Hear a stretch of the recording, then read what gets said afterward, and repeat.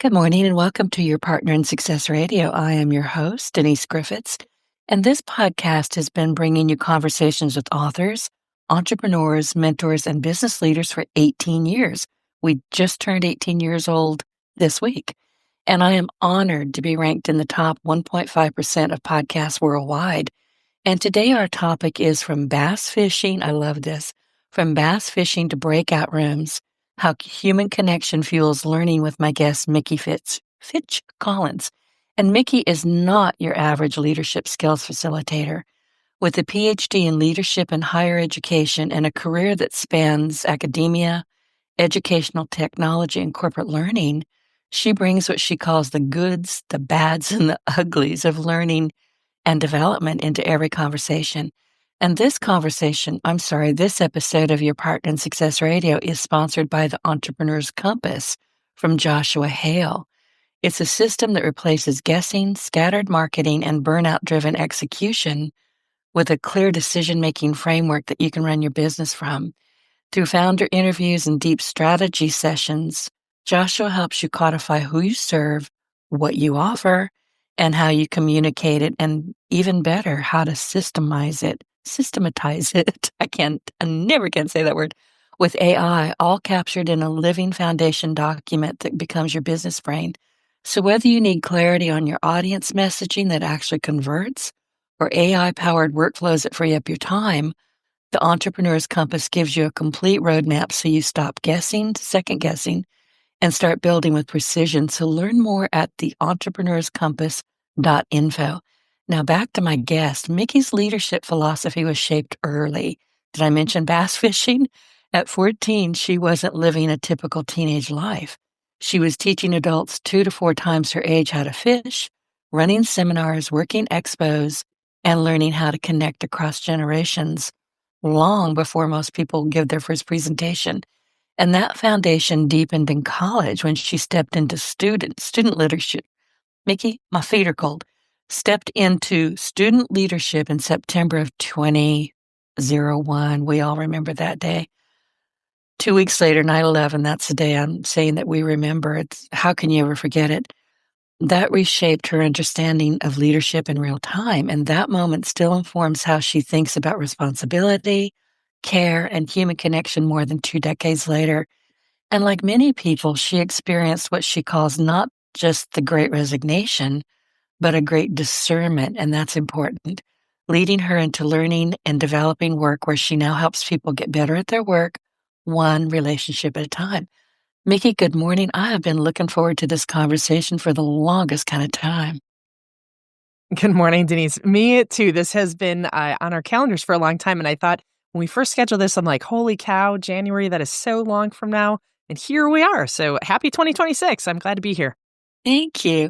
And listen, for those who are just meeting you for the first time, tell our audience a bit about who you are and the work that you do, if you don't mind. Absolutely. Yeah. And I appreciate you sharing that bio. I try to have a little bit of fun when I describe what my journey has been like over the last 30 or so years since I first started the bass fishing stuff. But what I do these days, when I answer that question, what do I do? What I do is I'm a mom. That's my primary thing. I am a mom and a partner. But what I do to live in this world is I work for an organization called Learn It, and I am a human skills facilitator. And in short, what that means, what I tell people is my job is to help other people get better at their jobs. So I facilitate a large number of different virtual 2-hour workshops on a variety of different topics. We have a library of about 55, 60 different topics at Learn It. Anything from developing better habits to conflict resolution to AI to communicating with confidence, impromptu speaking, you name it. We talk about all of these different topics. And again, my job is to help other people get better at their jobs. I love the work that I do because, Denise, I get to interact with people in all sorts of different industries from all over the country, in fact, all over the world, people that I wouldn't otherwise meet. And I get, have these 2-hour timeframes to help people build their skills where they can readily take that into their work that day to get better at what they're doing. Outside of Yeah, Go ahead. I'm well, sorry. I was outside going to of say I no, watch go ahead. you and Damon Limby learn it a lot on. I lurk. I'm a lurker on LinkedIn, and I know what you're doing. So keep going. Awesome. Well, thank you. Yeah, and the cool thing, one of the things I started mid 2025 was started hosting my own podcast, and so I have a podcast called the Learn It Lounge, and that has been so fun. I mean, I am just an infant. You have 18 years of experience in the podcasting world, but I have so enjoyed hosting this podcast as well. And so again, everything that I do is oriented around helping other people get better at their jobs. And so much of that, as you read in that introduction of mine, goes back all the way to when I was a teenager 30 years ago, and kind of how I build relationships with people. How do I help people figure out what's important? How do we build our skills?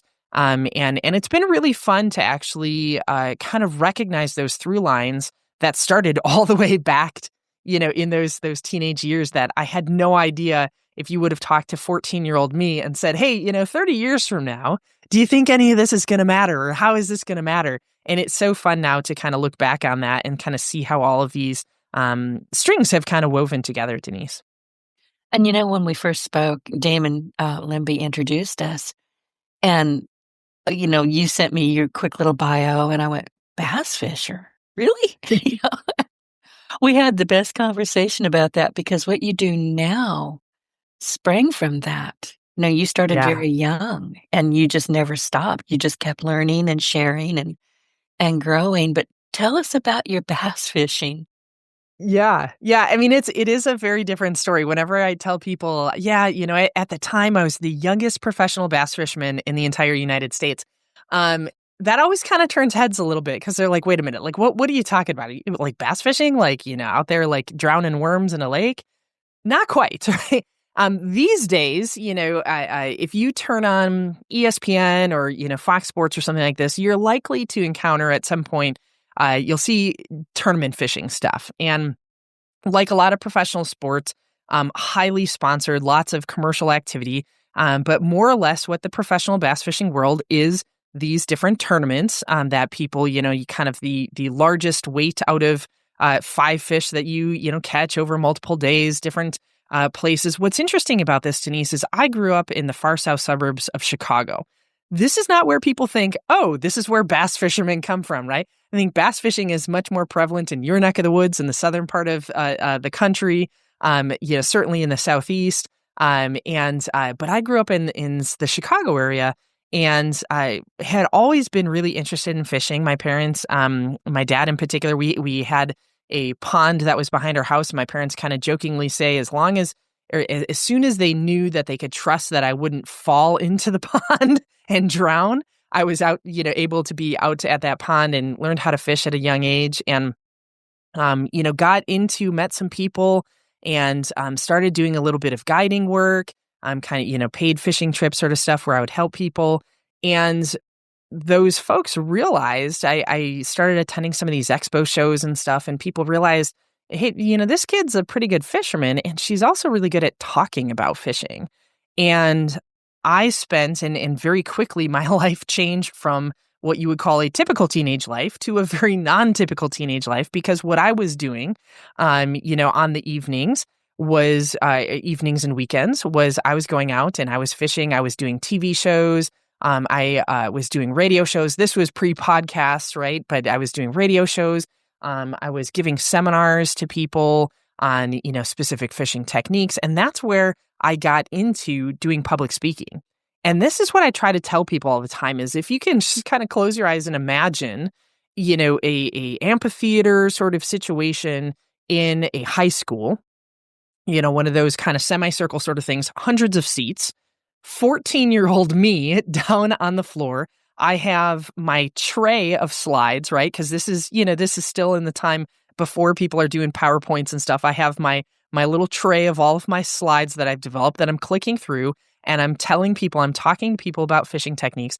But all of these folks, right, when I look out in the audience, it is, number one, mostly men, and they're mostly 2 to 3 to 4 times my age. But I loved it, so I'm teaching people how to do, become better fishermen. but also started getting picked up by these different sponsors as representatives of their company, kind of being on the professional staff. So I started traveling around the country, and I would help because I was under 18, I couldn't actually fish the tournaments because you have to be a legal adult. But I would help some of the other guys prepare for the tournaments, and I would do, all of these speaking engagements. And it was a very different sort of setup that I had during my teenage years, than most of my friends that were kind of doing your typical teenage stuff. See, I'm fascinated by this. I mean, that you were so young, your parents clearly did not get in your way. And No.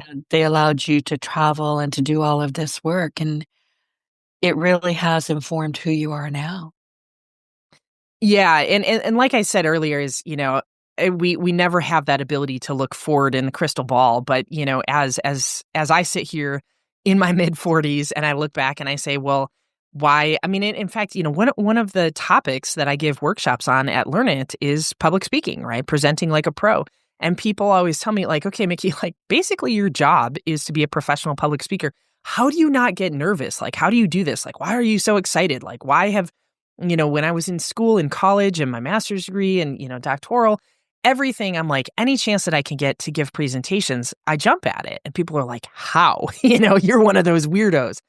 And I tell people all the time, it's because one of my very first public speaking experiences was what I just described to you is, I was up in front of this audience that was expecting to learn something from me, right? Like they had paid to come into a space and sit down in this amphitheater to learn something to become better fishermen.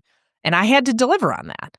And, because I've had this through line, I mean, I'm in my, what I would call my second career now.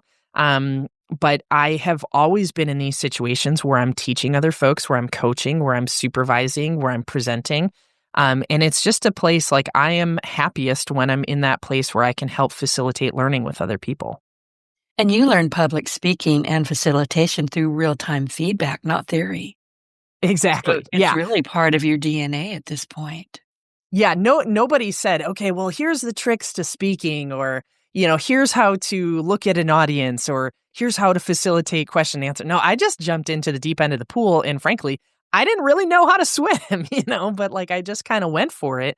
And it was great. I mean, I got a lot of positive feedback. I got a lot of guidance. I had a number of people kind of took me under their wings. And then, of course, then I moved into my college years where, high school they were okay with me not having perfect attendance because I was traveling around and all of this stuff. But then I got to the university and they were like, hey, we need you to be here, And so I had to give up the fishing stuff, but I traded that for student leadership because I realized I'm like, all of the public speaking that I was doing was also about building community, right? Like helping people learn in community.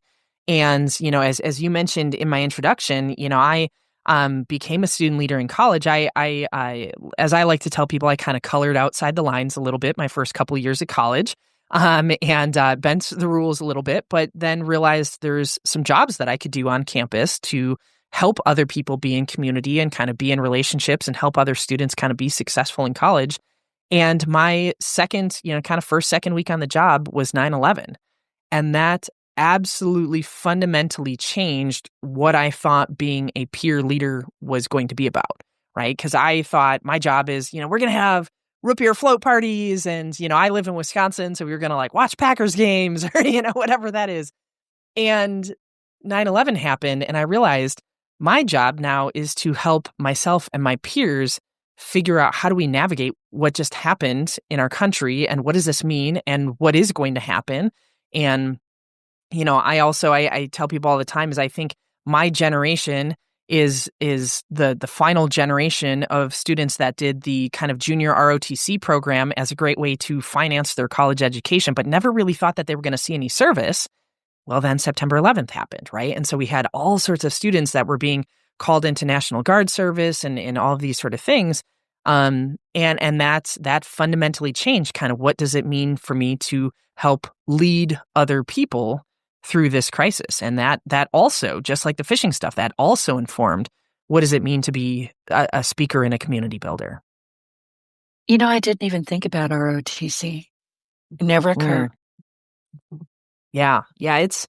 It's different. I talk about my roommate in college, had when we started out, she was an ROTC and she left the program, but we talked about that after September 11th happened, as we were watching people in our residence halls, get called up and deployed, and some of them did not come back home, and of just kind of like, oh wow, like, and I remember her distinctly. I remember us sitting there talking and her saying, I never, ever thought, because again, I mean, we were, late teens, early 20s, in the early 2000s.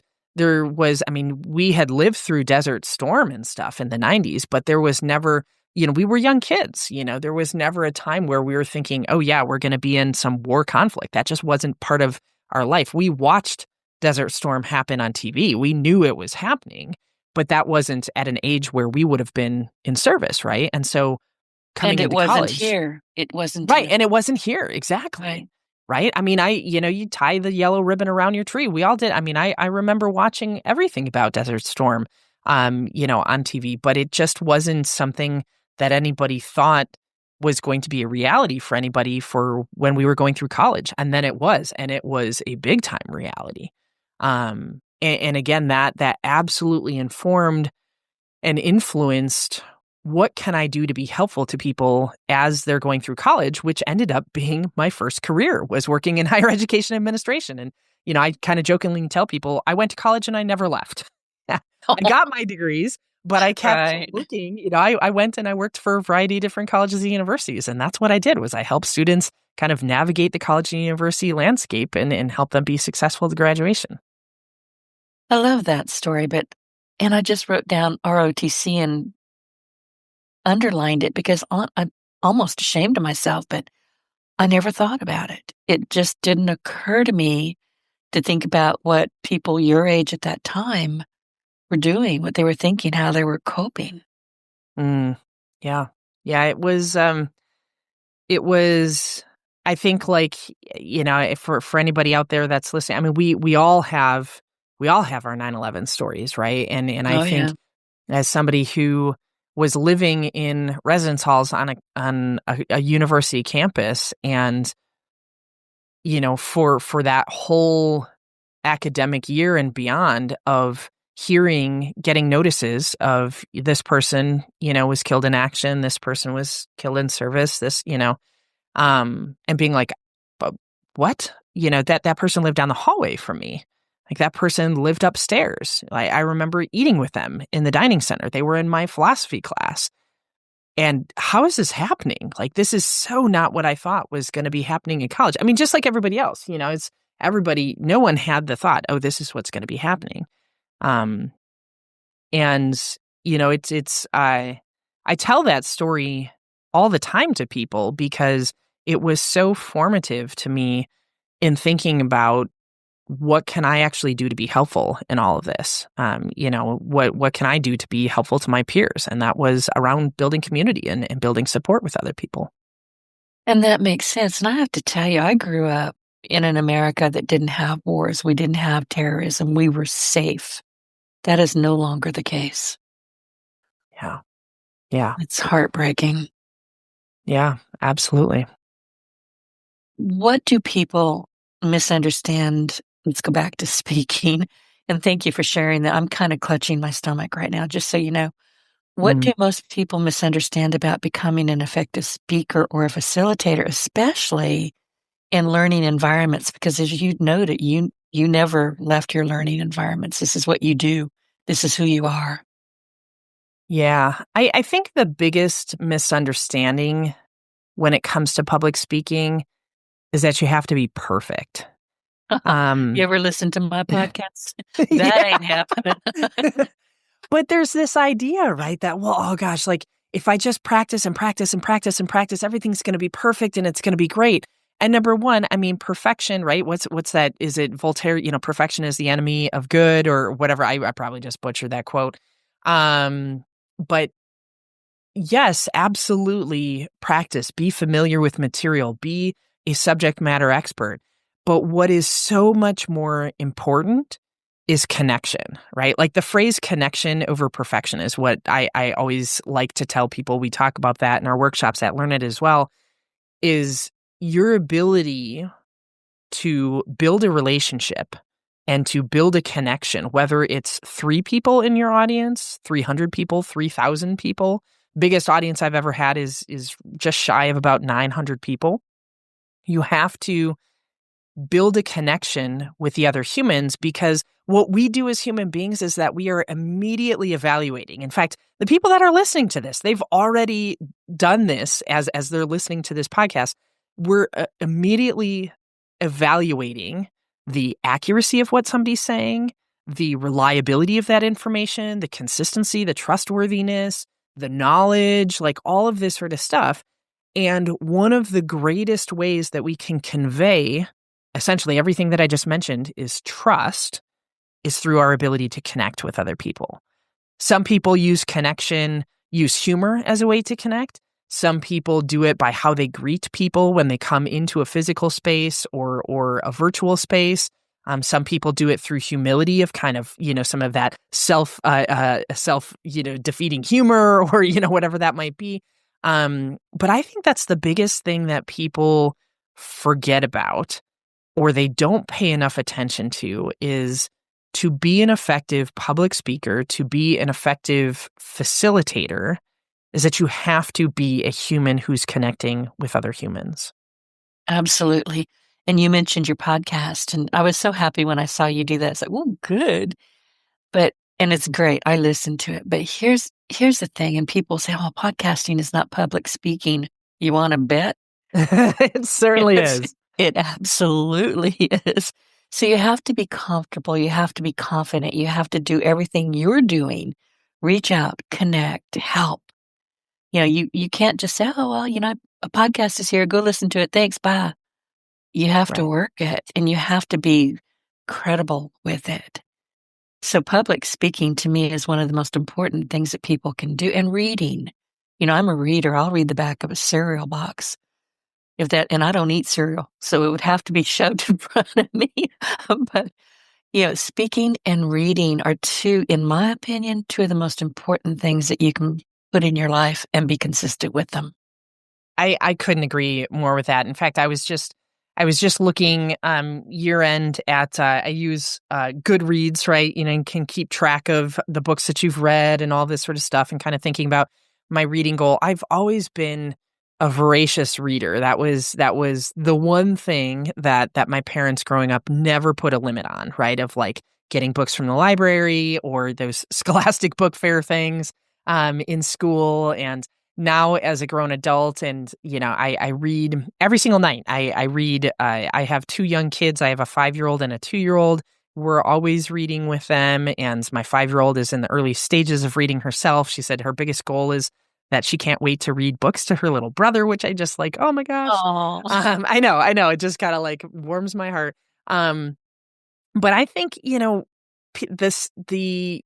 and Denise, you know this, I mean, and a lot of people know this, is you look at the most successful people out there, and I put that in air quotes, like whatever your definition, how you view success in other people, almost always those folks are talking about exactly what you just said: public speaking and reading. Continuous life learning, continuous life development. I look at, in fact, just this morning, I was writing down, okay, I know that I'm going to finish the book that I'm reading right now. I'm probably going to finish it tonight, if not tomorrow night. What's the next one? Why is it the next one? Like, what are the topical areas that I really want to dig into in 2026, both in fiction and nonfiction? What is that going to do to be additive to my life, right? Like, what are the topics that I want to learn about this year? And why do I want to learn about that? And who am I going to tell about that? Like, who am I going to talk to about that? And that's how I'm making the selections of what I'm reading, and, and how I'm reading and where I'm reading, right? Because I hear about this. I just heard somebody the other day, oh, I don't have time to read. And I'm like, that's nonsense. I want to pinch heads when I hear that. Yes. Like, you can't read a stop sign. Just read something. Yeah. Well, and I think in the world of, obviously, we're a little bit biased in this conversation here, but in the world of podcasts, audiobooks, YouTube, there is no reason to not be consuming information, whether it's you're physically reading a paper book in front of you, or for me, it's my Kindle, because I love having a device that is just books and not all the rest of the nonsense on my smartphone. But I do love the transferability of, if I'm in the doctor's office and I'm in the waiting room, is that I can pull my phone out, pull my Kindle app up, and boom, I can get a few pages of reading in, or I can listen to a podcast, or, whatever that is. It's that continuous life learning and development. I mean, that's the stuff that is what separates the most successful people from people that are marginally successful. Our ability to speak to others, build connection with others, and continuously grow. Exactly. Listen, I've been reading since I was 3. I remember you talk about your 5-year-old. When I went to Yeah. kindergarten, she's the only teacher I remember from school. I hated school. I don't like being told what to do, but I didn't want a nap. I don't sleep well. I never have, and I don't require a lot of sleep. It cuts into my reading time. But I remember she called my mom in. My mom was 5 foot nothing, much and a half, and this woman was Germanic, and she was an Amazon. She's very tall, Mrs. Keller. And I remember her looking way down at my mom and saying, "Denise lies to me." And my mother said, "Really?" She wasn't one of those mothers that said, "Oh, my daughter wouldn't do that." She knew her Right. kids would lie in a heartbeat if we could. And she said, "Well, what is she lying about?" And the teacher said, "Well, she says she can read." And my mom said, "Have you tested her?" "Well, no, I read to the kids and then they take a nap and Denise won't nap." And she said, "Do you have any kind of book that you can hand her that she can read to you?" And the teacher said, "Well," and she deflected, and she said, "Well, I don't understand why she says she can read." And my mom said, "Because we didn't tell her she couldn't." Right. And that was the end of that. So reading has Right. been a part of my life since my earliest memories. Same. Yeah. Same. I cannot.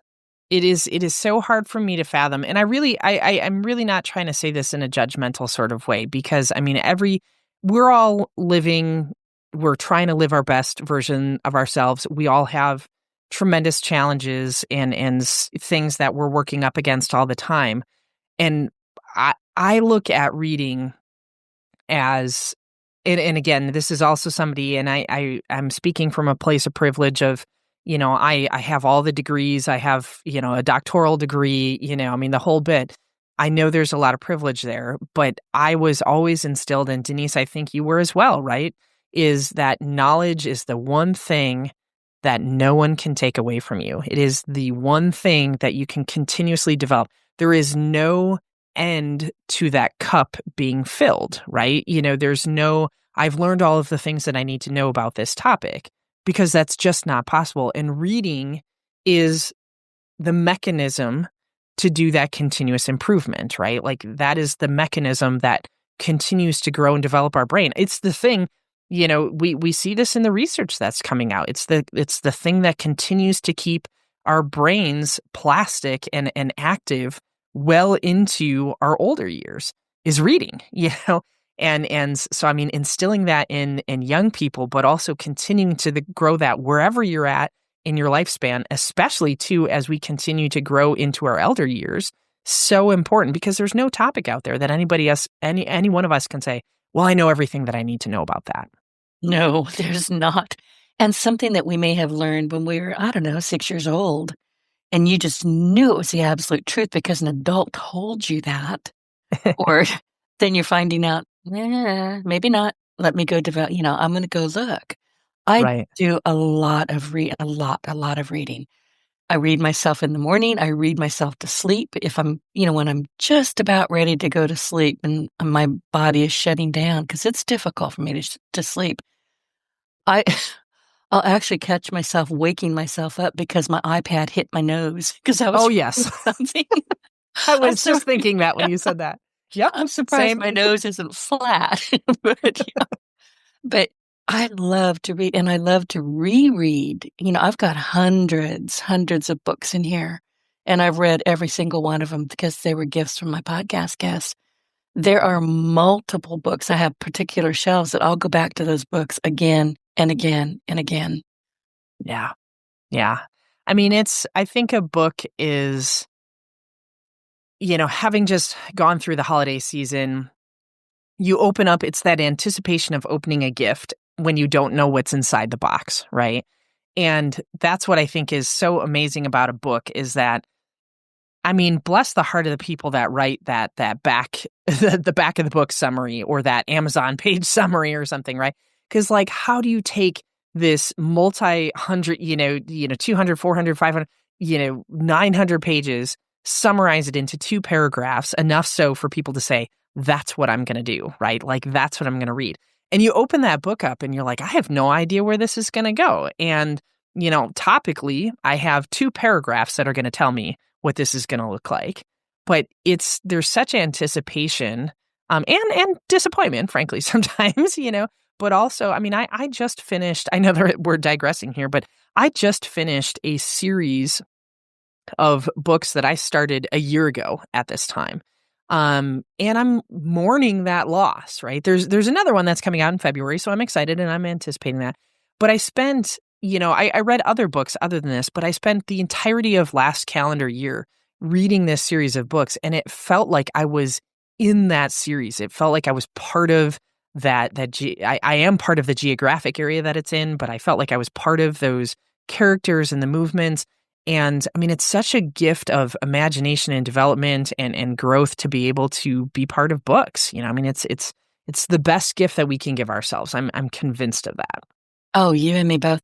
And I noticed on LinkedIn last week you were asking for, book recommendations, largely fiction. Yeah. I went, I'll bury her. I can't respond to this. I'll bury her. Just take a picture, Denise. Just take a picture of your bookshelf and put some arrows or something. Oh, these are all Kindle books that I was reading. And I know what you're Perfect. talking about because, I mean, I will read series and then they're done. And I'm like, are you going to start another one? And then I'll find out that the author died. And then I'm heartbroken. Yes. Yeah. You know what's amazing though, and I know we're digressing a little bit here, but actually in one of the workshops we facilitate, at Learn It, you have a number of different workshops about AI, right? Like everybody wants to learn about AI. I love facilitating these workshops. What I love most about them is people coming together with like, hey, have you thought about using AI to do this or this or this? And someone in one of the workshops said this exactly. She said, if you are looking for your next read, she's like, of course you can go out to Amazon or you can go to Goodreads or whatever. But she said, if you have a particular author or a series or something like that, go out there and say, like, I'm looking for something that takes place in the same concept or the same geographic area or whatever. And she said, within seconds, you get this great response back of like, here's new authors or here's a new series or here's whatever. And it's related to this. However, you don't have to distill through search results to find out like what's valid and what's good, because you're getting kind of your own personal recommendations using ChatGPT or Copilot, whatever service that you're using. And that has been so helpful to me, especially when exploring fiction, because fiction is such a personal, kind of like, oh, I thought this was great. And another person is like, this is the worst piece of trash I've ever read, and so that's a great tip. If you haven't used AI that way, or any of the folks that are listening to this, what a great way to use AI to kind of find your next best read or next best series. I've done that. I use Perplexity for things like that. Fantastic. And it will give me some great ideas. And then I can turn those ideas into, I'll go look at that book. But in the meantime, I'm going to write a blog about this or an article or a newsletter for LinkedIn. Your brain just starts going, ooh, hang on. So, and let's talk about AI, because you work at the intersection of human skills and modern tools, including AI. So my question, Mickey, is where do you see leaders leaning too heavily on systems or frameworks at the expense of empathy and trust? Because empathy is so important. And it absolutely and let me say is. this too. Let me just get this out there. Shut up and listen. I had to teach myself that one. Every day.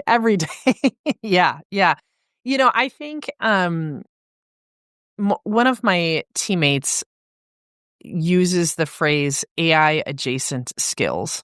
And I love that, because as we are all of us, if you're not, you are behind, but as we are all building our skills in our utilization of AI, we also need to concurrently be building AI adjacent skills. And those AI adjacent skills are the primary ones that I tell people to focus in on. You just mentioned one of them, which is empathy or emotional intelligence. The other one is critical thinking skills. Oh God, I complain about that constantly. Yeah. Constantly. It's And like, do you not have any critical thinking skills? You can learn that. Go learn it. right. Right. And these are the two skills. Again, the empathy piece, the emotional intelligence piece is all about understanding ourselves in relationship to other people and how we self-regulate, our self-awareness, how we show up to other humans, how we connect with other people. And again, as somebody who, I jokingly say, and you have your beautiful logo with your stiletto, nerd in stilettos, right? But I jokingly tell people all the time is I could build a relationship with a sneaker if you put it in front of me. I could build a relationship with one of those stilettos, right? Building relationships and finding that connection for me is a very easy thing to do. And I am kind of an oozy empathic sort of person, right? Empathic and empathetic. But all of us need to build skills in empathy and emotional intelligence, and all of us need to build our critical thinking skills. And it is never been, and I know this is kitschy to say this, but it has never been more important for us to have those skills than now. And the reason for that is because there are so many folks out there that are willing to put mistruths out on the internet, that are willing to continue to light the fires under mistruths, whether that's artificially created versions of what people are saying as a truth, right? I'm thinking about AI generated photos that people are creating of different, it's awful, right? I see images, people are creating of, different areas getting bombed or people being murdered, all of this sort of stuff. And then people are like, oh my gosh, that's not actually real. That didn't actually happen. But the critical thinking, whether it's in our personal lives, our business lives, our community lives, our geographic, areas that we're a part of, we have to be able to have those critical thinking skills to look at things and say, well, what cognitive biases are happening in my brain? How do I become more aware of these biases, these tendencies towards groupthink or peer pressure or the way that we attribute importance to something just because it shows up in front of our face or on our news feeds all the time, all of these, confirmation bias, all of these skills in understanding what the information is that's coming to us. We have to be able to ask just as many questions of that information as we are looking at that information as answers, right? And I think the best thing that we can do is to build those skills to be suspicious. The phrase that I use is positively suspicious, right? Be positive in your skepticism. Be positive in your suspicion, right? Meaning, I want to understand this more. I want to look at it from multiple different angles. I want to look at opposing viewpoints on this, whether it's something that's happening in current events and news, whether it's something that someone's sharing a perspective about a new idea, whatever it is. We have to be willing to slice the pie in all of those different directions and analyze it and say, what makes sense here? What doesn't make sense? What's conflicting? What's aligning? What does this mean for me? What does this mean for my world that I live in? What does this mean for the world that we live in? And bring all of that stuff back together to formulate what are we going to do with that new information? If I call back to public speaking skills and reading, that is one of the greatest applications of critical thinking skills, is to be able to say, some of the stuff, Denise, as we talk about, kind of like, what are we going to be reading this year and stuff too? Some of the books that I have chosen to read this year are books that are absolutely not the way that I think about something. But I've chosen those books because I need to better understand the topic from somebody else's viewpoint or from a different perspective, right? And that sort of stuff, that critical thinking process, not only does it make us better decision makers and problem solvers, but it makes us more well-rounded individuals in worlds and spaces where we are valuing single perspective so much more than we are multiple perspective. And I think that's a really dangerous place. It is. And everything you just listed a minute or two ago can be, you can teach yourself to make that automatic. Everything you come across, you should be able to run through the gamut of what you just listed and go, oh, okay, well, I may not want anything to do with this right now, but actually I do. You just have to pay attention. I like to ask myself, is this real? Is this really real? Is this Mhm. true? Is this really true? Most of the times it's baloney. Right. And simple questions, that you just posed. I mean, a couple that I would toss on there too, Denise, is who's saying it? What are the credentials of the individual saying it? Who paid for this information to be put out there, to be published, to be posted? Who is this or what organizations is this information connected to? Because, I mean, it goes all the way back to the, 9 out of 10 dentists agree that, right? Well, Right. if it's, Colgate that has gone out there and said, "Hey, 10 dentists, what do you think about this?" Right? Well, Colgate obviously has a vested interest in Colgate being the primary toothpaste that 9 out of 10 dentists agree on, right? And so, I mean, it's those sort of things that we just have to peel back the layers of the onion a little bit. I mean, again, as a reading practice, one of the very first things that I do when I pick out a new book or when I'm looking at an article, a news article or a blog post or something like that, is I go and I read the byline about the author. Who's the author? Who do they work for? What organizations are they connected to? What is this being published under? What type of a publishing house is this, right? Because I want to understand, like, what's the insertion point here for this perspective? Because then I can approach it with my own lenses that I'm wearing, literally and figuratively, right? But to look at it and say, okay, well, this might be a biased perspective. And here's the reality. We all have a biased perspective. It's Oh, called our yeah. own perspective. Multiple times a day. Exactly. It's crazy how, and I'm going to go back to what you said about, people will say, oh, I don't have time to read. You really do. You just need to make that decision. And then you need to, go through everything Mickey's been talking about here and figure out what you want to read, how you want to read it, when you want to read it. And then have it, sit down with yourself when you're done with it and ask yourself, what was the takeaway? What did I learn from this? And then pick up the next book. Yeah. Yeah. And there's so many, if I can offer just kind of a couple of practical things to the folks listening, Denise, there's so many different things that people can do. One of the things, number one, is engage with your local library because they are probably one of the most underutilized resources for that. I mean, unfortunately so, but there's connections to statewide library databases. And so your access, whether it's paper books or electronic, ebooks, Kindle books, whatever it is, your access to what you can get is massive and And it's it's free. free. You're already paying for it, right? I mean, I and it's so underutilized. And the other thing I tell people too is, like anything else, is to start small. I always have an audiobook and a regular book going at the same time. The do audiobook, too. I have yeah. said that if Yeah. one of my client, my guests, and you had a book and you sent me the book, I will have it in 3 different ways. I'll have it in hardback or paperback, whatever was sent to me. I will have the Audible and I will have a Kindle. And I may have all of them going at the same time. Yeah. I like having the multiple versions, and I also like the audiobook. The practice that I would encourage people to think about is 15 minutes in the morning when you are brushing your teeth, you're readying yourself for the day, getting dressed, whatever your morning hygiene routine is, or your evening pre-bed hygiene routine. Count up that time. Is that 15 minutes, 30 minutes, 45 minutes, whatever it is?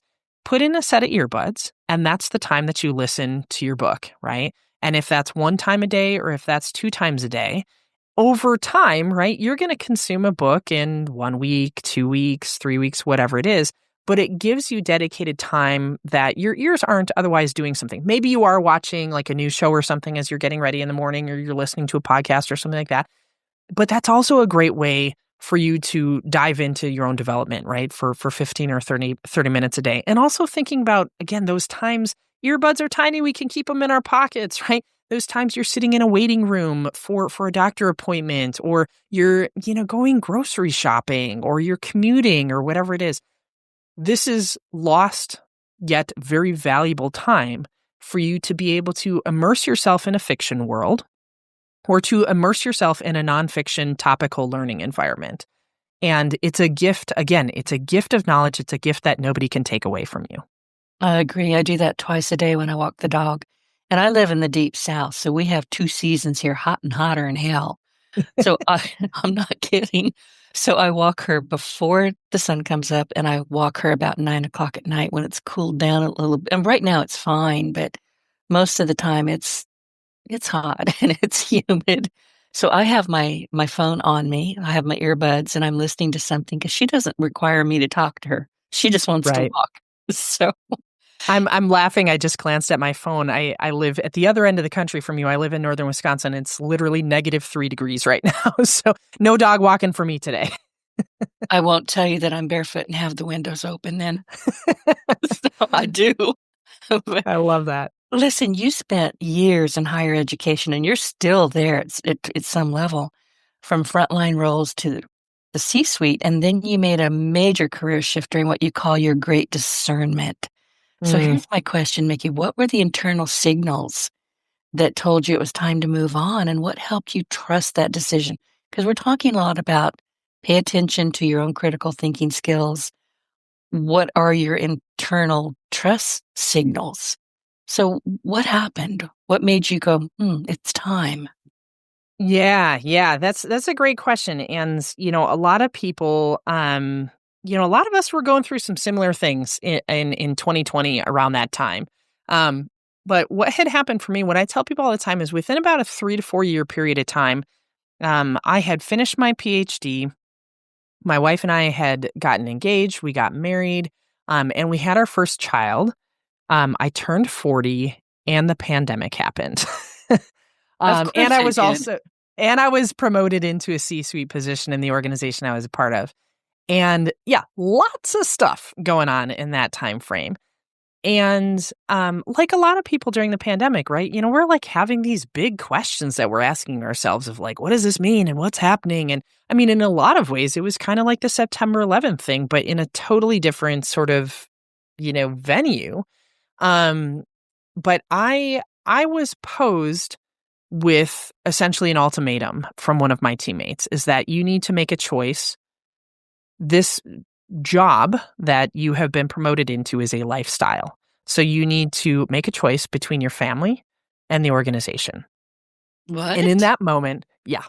And in that moment, I was simultaneously crushed and Insulted, pissed yeah, off? insulted Yeah. and found freedom. Because what I realized was my entire career until that point was in higher education administration. This is everything that I had gone to school for, two advanced degrees, all of this sort of stuff. I had worked for nearly 20 years in that field. But I had also waited to become a parent until later in my 30s, early 40s, right? And in that moment, I made that decision. Of course, family, absolutely, right? Right. That is the decision I made.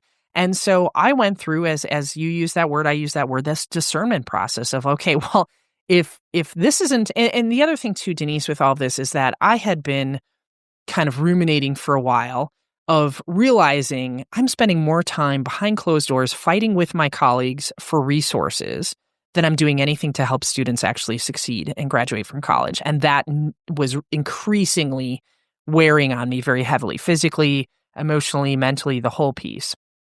And so this ultimatum sort of conversation, if we'll call it, we'll put conversation in air quotes there, gave me freedom because it caused me to go into this discernment process of, okay, well, I need to get out of here. And in fact, I think I need to get out of this field. So what does this mean? Because everything that I've done so far has been to work in this field. And so I started thinking, well, what is it that I really enjoy and like? And that's where I started going back. What's the through line? And that's where I went back to the bass fishing stuff. I have always liked being able to be in a teaching and facilitation role where I can help other people learn, where I can coach people. I'm one of those weirdos that loves supervising other people. And so where I found myself is, oh my gosh, learning and development, like corporate learning and development. And I found this position, I kid you not, this is the story. I found this position of human skills facilitator as a professional development facilitator at Learned. I found this posting online. I read it. I'm like, this cannot be real, right? This was like this was 4 years ago. This was right when people were starting to discover like there are fake job postings out there. People were starting to do that, right? And I read this. I'm like, this cannot possibly be real because this seems like a dream job to me, like a dream come true. I sent the link to my wife and I said, what do you think? And she goes, you better apply for this job, but I don't think this is real. And I applied for the job, heard back the next day, had an interview the day after that, met Damon, the CEO, the day after that, got a job offer the day after that. I mean, it was just boom, boom, boom, boom, boom. And it was incredible because I now am taking all of these skills that I have learned and groomed over the last 30 years, and I get to bring them, all of this connecting with other humans, helping other people grow and develop and learn and be the best version of ourselves and the teams and the organizations that we're part of. That's what I do every single day. And I get to meet literally tens of thousands of people every single year that I would not have otherwise had any chance encounter to meet. And it all comes from this place of learning, growth, and connection. And what you're describing, and I know Damon, and I think he is an absolutely terrific guy. And what you're describing is what I find with my podcast. As you know, I am a highly committed introvert. I like people just fine for 59 3/4 minutes, but after that, I got to go. I've timed it. But over the 18 years that I've been doing this, I have got to meet and connect and be mentored by and mentor myself thousands of people, thousands of people I wouldn't meet in my local Walmart parking lot. So I know what you're talking about. I understand. Yeah, it's the connections and the web of connections, doing this work and doing this work that is virtual and in person. Because I love being able to travel across the country and do these workshops in person and connect with people in person too. I'm the opposite of you. I'm a huge extrovert and I can't wait to get together with people. I won't even open the front door. Seriously. It is so invigorating to me to think about the ripples of connection that we make in this world of learning and development and this world of podcasting. And it's unbelievable. And it makes learning and growth so accessible to everybody as well, and really democratizes learning in so many different ways. I hear that phrase a lot around AI, and I think podcasting is actually what led the way to the democratization of learning. Is now you can go out and anybody can have a podcast on any topic and you can listen to it for free, right? This is amazing. You can. And, we're not going to talk about pod fade. I talk about it a lot on my blog, but just because you put up a podcast and you didn't stay consistent with it, it's not going to go anywhere. So don't get excited unless you're going to treat it like a job. It's hard work. Podcasting is hard work. It is, but people say, well, how much longer are you going to do this? Well, I plan on dying at 100 in my sleep plotting world domination. So we got some time here. I love that. I'm not quitting anytime soon. I love meeting people like you and Damon and, all the authors of these books that I have here. When I say that you guys become my mentors in so many ways, I am not kidding at all. Yeah, it's an incredible network to weave and to grow. It's a fabric that, again, it has no ending to it, and that's really powerful. It is. And you often emphasize that, and we're talking a lot about one-to-one connection, but you say, you're not even hiding it, that it's the foundation of meaningful learning. So in a world focused on scale, efficiency, and technology, why, in your opinion, does that human connection still matter so much? And I know the answer, but I want our audience to hear it from you. I really think it's the only thing that matters. I think there's Maslow's hierarchy of needs, right? We've all seen that triangle of, our basic physiological, food, safety, shelter sort of things. But after all of that, we as human beings, it is built into the creatures that we are, is to have a sense of belonging, to be seen and to see other people.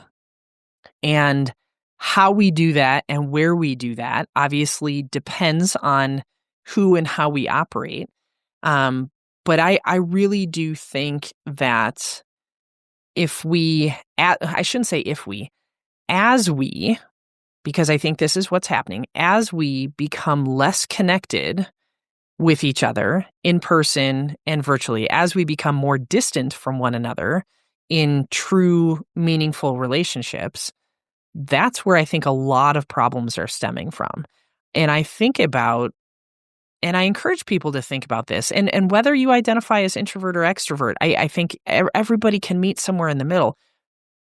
The last meaningful conversation that you had with somebody, whether it's our conversation right now, Denise, which I absolutely know is going to be the complete highlight of my day today, or if it's a text conversation that you had with somebody, whatever it is, that's human connection. Without that stuff, we're just dots that are operating on this planet. And I really feel that the more isolated that we allow ourselves to be, the more isolated we create conditions for ourselves to be, the less connected we are, the more problems that are going to happen in the world. And that makes sense. And I wanted to ask you, Mickey, when you walk into a room or a virtual space like you did here on the podcast today, full of people you've never met who might be watching or listening or reading whatever it is that you're talking about, how do you create psychological safety quickly? And I think that's a very important question because we can be very isolated. I choose not to be through this podcast and through the work that I do, but nobody knows what I look like, and I'm fine with that. Yeah, I think psychological safety comes from humility, right? Showing Okay. your humanness, right? Our ability to, in a podcast setting like this, our ability to talk through verbal pronunciation errors, our ability to laugh at jokes, our ability to share stories and be vulnerable with one another, to, especially in an audio setting, to communicate emotion. The way that we use, I think about this all the time, the way that we use our voices as instruments of empathy. All of that, what it does when we enter into spaces, I work very, very hard to try to use my voice, to use my body, to give examples of what I'm talking about. Again, connection over perfection, to be able to create spaces where I can tell people this is a version of how this works, or this is a version of how you could do this. But what does this mean for you? Right. And that, to me, I think when we ask people to personalize for themselves, that's saying, hey, psychological safety exists here. But psychological safety is not something that you can say, hey, here it is, right? Everybody needs to Right. feel that for themselves. They need to feel like this is a space where I can experiment, where I can think about things a little bit differently, where I can be uncomfortable and that's okay, where I can make a mistake and say, whoops, and move on. And, I think all of that comes down to the way that we communicate with one another, how we communicate, how we react. I think about my daughter talks about this. One of the values that they talk about with the kids at school, and again, she's in 4K. She's 5 years old. One of the values that they talk about at their school is integrity. And I asked her, I said, "What does integrity mean?" And she said, "Doing the right thing when nobody's watching." Mm-hmm. And I'm like, that to me is a core ingredient of psychological safety. How are you doing the right thing when nobody's watching, and how other people are able to pick up on that and recognize this is a space where all humans matter. All humans are valued here. All venues of thinking are valued here. There is no one right way. Those are all of the things to me that I try to bring that to all of the workshops I do. I try to bring that to, the interactions that I have with somebody at the gas station or in the parking lot, is that everybody deserves to be in a space, not just where our physiological needs are being taken care of, but where we're seeing other people and we feel a sense of belonging. I love that. And you're talking about communication, communicating with other people. I think another important question or something to think about is how do we communicate with ourselves? How honest are we being? What are we accepting? What's going on? Are we really are we identifying our own biases? Biases? Mm. How do you say?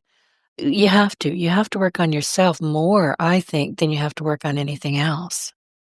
Absolutely. I mean, it's is it Shakespeare, right? To thy own self be Be true, right? true. It's like Hmm. we have to a life without reflection and a life without looking in the mirror for the literal and figurative reflection is just as good as horses with blinders on. All Right. we do is we only see forward. And the reason people do that is because there's safety in not having to look around or look back, or there's perceived safety, I should say. But our ability to reflect and say, oh man, I screwed up on that, or I didn't react in the best way, or, my wife and I sometimes will kind of reflect on the day and say, I wasn't the mom that I wanted to be today in that interaction with the kids. I didn't say that in the way that I would like to. So tomorrow when this happens, this is what I'm going to do. Right. Right. Again, all of that comes back to growth and development and being, doing what we can do to be the best version of ourselves. And paying attention. And we are out of time. You're going to have to come back in June or I July. would I would love to do that, Denise. I am booked right now through June, which is shocking to me, but I definitely want you to come back. And thank you for being here today. But I had one last question for you. Looking back, what experiences prepared you for your career transitions that you didn't fully appreciate at the time? Mentors. Aha. Mentors.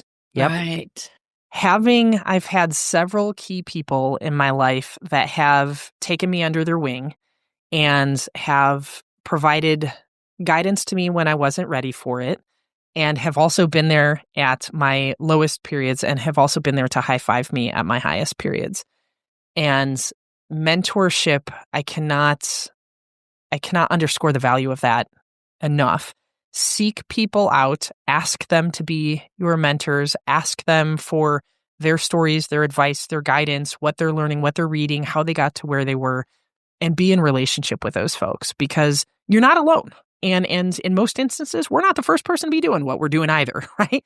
And Right. so seek out those mentors, stay in those relationships. I have been so lucky. In particular, all of my mentors have been women that are 10 to 15 years older than me.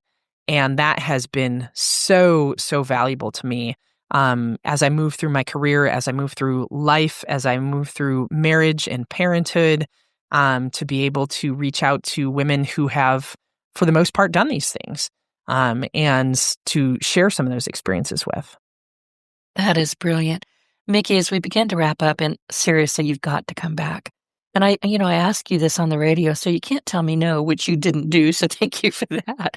But what would you like our listeners to take away from this conversation, rather, especially those navigating change or leading others right now? What can you share? There's so many different things that I could rest on. I think what I would like people to take away is be patient with yourself and be patient with other people. I think that has been something I've been thinking a lot about recently, is to recognize that most of us are trying to do our very best every single day, and sometimes it doesn't quite work out, right? So be patient with yourself, be patient with other people, and do what you can to be in connection with other people, whether that's send the text message that you think about, oh, I thought of somebody. Actually send that message, call them up, send them a letter, right? Connect with other people and be patient with other people. Thank you. Well, listen, everybody, today's conversation with Mickey Fitch-Collins is a reminder that leadership does not begin with titles or tools. It begins with connection, presence, and the willingness to learn alongside others. From fishing seminars to college campuses, from moments of crisis to moments of reinvention, Mickey's story shows us that the most effective learning happens one relationship at a time, and I agree with her wholeheartedly. So if this conversation resonated with you, take a moment to reflect on how you're showing up for the people you lead, teach, or support.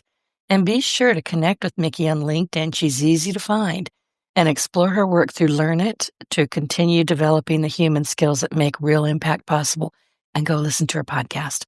Thank you for joining us. I am Denise Griffitts, and I'll see you every Monday, Wednesday, and Friday. Mickey, thank you so much. Thank you, Denise. It's been a pleasure. I was just going to say the same thing. Thank you. Bye.